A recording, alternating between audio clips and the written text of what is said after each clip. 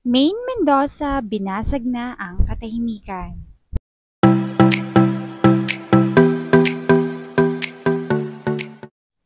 Mainit ngang pinag-uusapan ngayon ang tungkol sa TVJ o kina Tito Soto, Vic Soto at Joey De Leon. Matatanda ang naging laman na sila ng usapan noon dahil sa pagpapatigil ng noontime show ni Eat Bulaga na naka-air noon sa GMA hanggang sa nalipat na nga ito sa TV5. Subalit ngayon ay ibang usapan na kung bakit sila laman ngayon ng buong social media platforms. Kamakailan nga lamang ay matapang na humarap sa publiko ang dating host na si Anjo Aliana at matapang nitong iginiit ang bahong itinatago ng mga dating Itbulaga main host na si Tito Sen, Vic Soto at Joey De Leon dahil sa isang madilim at hindi magandang pangyayari sa loob ng show sa nasabing pagpapasaya sa mga tao. Sa kabila ng pagpapasaya ng mga host na ito ay isang mapait na karanasan naman ang sinasapit ng ibang co-host ng TVJ dahil napakasakim umano ng tatlo. Dahil nga rito ay inamin ni Anjo na may madilim na sikreto si Tito Soto patungkol sa naging babae nito sa pagkahaba-haba ng taon.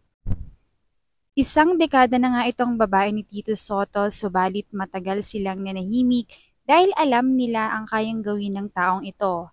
Samantala ay dahil nga hindi na rin kinaya pa ng ibang TV host, emosyonal na humarap si Maine Mendoza sa publiko upang ibulgar ang kanyang nalalaman.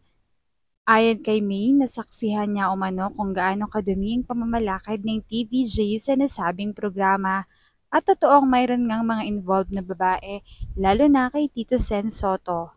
Ito maano ang dahilan kung bakit umalis na rin ng ibang host dahil dinindiri umano sila sa kanilang nakikita. Hindi raw maganda na maayos ang pakikitungo ni Tito Soto sa kanyang asawa, subalit mayroon pala itong kabit o ibang babae na siyang hindi maatim na masaksihan ng ibang host. Kaya naman nagpasya silang umalis na lamang dahil sa pananakot nito na kapag nagsalita ay may kalalagyan sila. Subalit si Maine inanatiling walang mali siya at walang alam at tiniis na lamang ang nakikita niya dahil noon ay ang pagiging host sa Itbulaga lamang ang kanyang trabaho. Hanggang sa hindi na rin niya kinaya kaya naman nagsasalita na siya upang matapos na ito. Dagdag pa ni Maine, isa ring dating host sa Itbulaga ang babae nito at nagpasya na ring umalis dahil sa mga issue na bumabatikos sa kanila.